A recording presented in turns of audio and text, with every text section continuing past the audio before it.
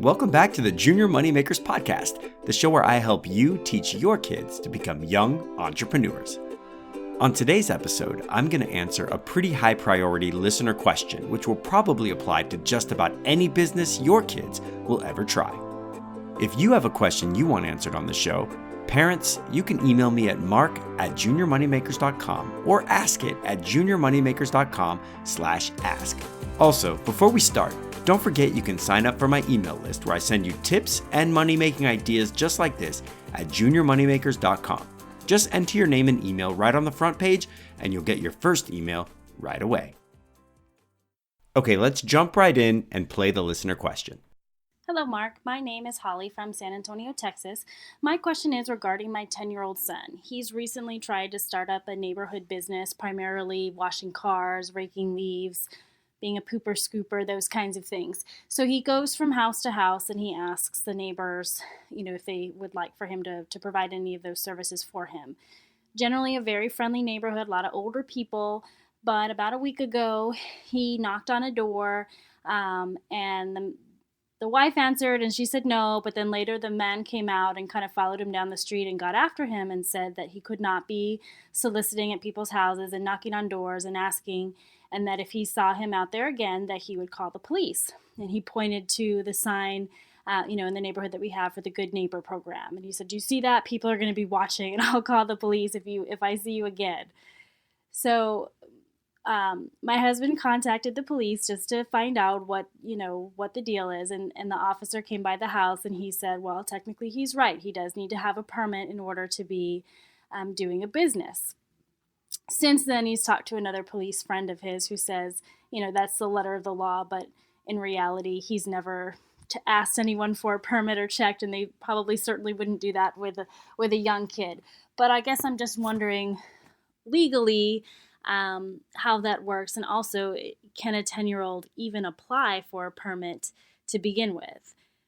In retrospect, and walking past that gentleman's house later on in the week, I did see that he had a no soliciting sign posted on his door, and I had not discussed with my son what that meant, which would have probably been good of me to do. But just in the future going forward, what's your advice as far as getting a permit or dealing with issues like that? Thank you so much. All right, before we start, look, I really want to tell you that this is one of my biggest pet peeves. If I could wave a magic wand and eliminate the need for minors to have business licenses as long as their annual revenue was below $5,000 to $10,000 per year, I would totally do it. We could even go a step further and exempt them from taxes as well. We can dream, right? Now, I want to go and help you through this, but I have to tell you that I'm not a lawyer. I never, ever give legal advice, but I do give ideas to help you think outside the box and hopefully solve your problems. Also, with every business idea, it's extremely important to do your research and make sure that you're in compliance with all laws and regulations. The laws governing door-to-door sales, and more specifically minors conducting door-to-door sales, vary state to state and in some cases, town to town. I know all that can sound discouraging up front, but there are some trends that I think are pretty encouraging. First, I think you should go back and check out episode number 15 where Carol Topp and I talk about business licenses. Most of the time, business licenses are pretty cheap and are often good for a few years, if not longer. That episode will really help clarify what you need and how to go about getting it. Unfortunately, there's no way around this inside of the law. If your town requires a business license, you're just going to have to go and get one. It's that simple. Second, going door-to-door is a little more tricky than a business license, as going door-to-door means different things under different laws. My understanding, and again, I'm not a lawyer, is that knocking and talking constitutes door-to-door sales and is governed and regulated, especially when conducted by minors.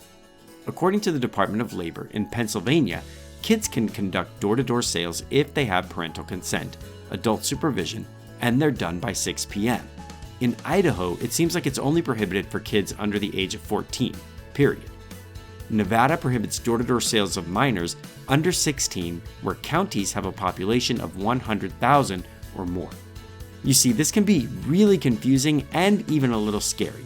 There's no way for me to know all the laws and regulations, so I'm not even going to try to tell you what you can or what you should do. You're going to have to roll up your sleeves and do a little digging on this one. So email me or send me a Facebook text with info on your city and your state, and I'll try to give you more specific links to your specific regulations. The bottom line on this is that you just have to dig and figure out what's required and what's allowed. Third, the good news. The good news is that you can go door to door without door-to-door sales. If you're willing to make a quick flyer or a business card with your services, there are ways to get that into your neighbor's hands without actually conducting door-to-door sales. For starters, you can simply hang or rubber band flyers onto doorknobs. In most states, this is not considered door-to-door sales as you're not actually interacting with people or selling, you're just advertising. You can also mail your flyers to all of your neighbors. This might cost a little, but how cool would they think that it is to get an actual letter from the neighborhood car washer or leaf raker, especially when that neighbor is a 10-year-old? I would personally hire you on that fact alone. One note is that you definitely cannot put the flyer into or on their mailbox. Get this one wrong and you may end up facing real legal trouble to include fines. One last thing that I thought would be a pretty cool idea. We've all seen these door hanger flyers that look kind of like do not disturb signs at hotels. I'll link to some that you can purchase for pretty cheap in the show notes. You can make a really cool door hanger flyer and advertise your business on one side. On the other side, you can write something like, if you're interested in my services, write your email on this and flip the door hanger, leaving it on your doorknob. If you're not interested, just leave this side on your doorknob. This will get you the email address of your possible clients, and you can use that to reach out to them. It'll also allow you to ping your neighbors without annoying them or running afoul of the law. One final thought. No soliciting signs are like gospel. You have to make sure you're being sensitive to them, and I know you felt really bad about what happened afterwards. But I'm sure you understand why your neighbor might have been a little bit upset. That being said, I'm very big on boundaries, and I don't like the idea of anyone following my child down the street and giving them a hard time. That's literally what parents are for. I think that this is one of the main reasons that a lot of states mandate minors be supervised when going door to door. That and a host of other reasons that may or may not involve certain registries.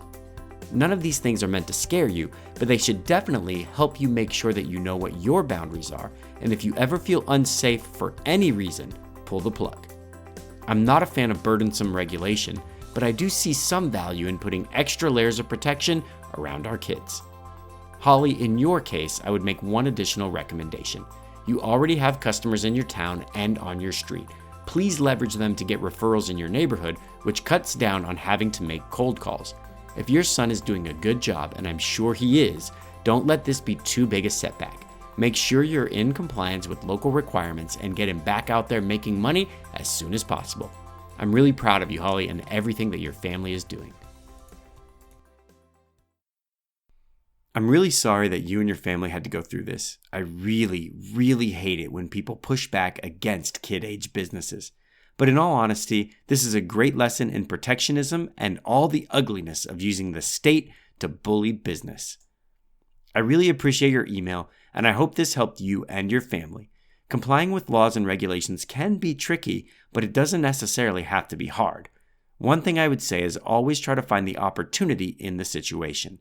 If you're told you can't knock on doors, you should immediately start asking, what can you do? There's probably something right around the corner that will work out just as well, or maybe even better.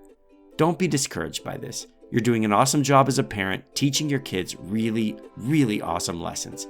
They're never going to forget this, and I doubt you will either. This is just part of what we go through when we're trying to teach our kids powerful lessons. These are things that are going to change their lives and change your family tree. Thanks for the awesome question, and I am absolutely standing by to do a follow-up and help you in any way that I can. For those of you along for the ride, if you enjoyed this episode, please go out to juniormoneymakers.com/review and leave me a review over at Apple Podcasts. Your reviews help new people find the show, and they let me know that you're listening and that this show matters. In a few days, I'll be back with more money-making tips and ideas. But in the meantime, don't forget to dream big and change the world. The views expressed on this program in no way represent the views of the United States Air Force, the Department of Defense, or the United States government and are solely those of the host and their guest. Additionally, the ideas in this program should only be tried after ensuring compliance with all laws and regulations, and then only with parents' permission. Finally, while we believe in every idea we present, we cannot guarantee your results, as all individual results will vary. What do you call a fake noodle? An impasta.